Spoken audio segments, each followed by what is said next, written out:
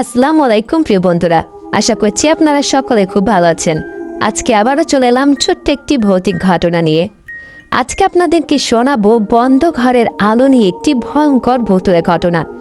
এই ঘটনাটি ঘটে গ্রামের একটি পুরনো বাড়িতে, যেখানে একেবারে শেষ বাড়িটা বহুদিন পরিত্যক্ত ছিল।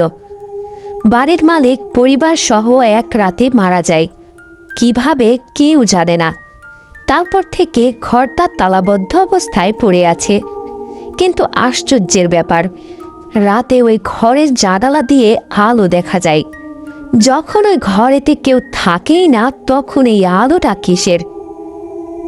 রফিকুল নামের একটি ছেলে একদিন সাহস করে ঠিক করে সে দেখবে আসলে ঠিক কি হয়। রাত প্রায় 1টার সময় সে ঘরের সামনে যায়।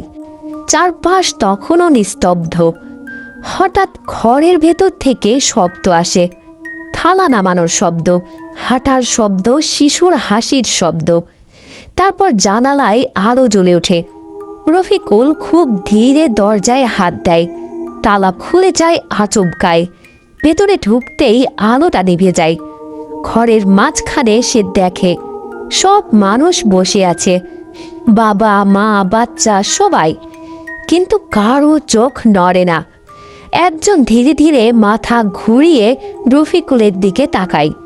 চোখের জায়গায় শুধু অন্ধকার।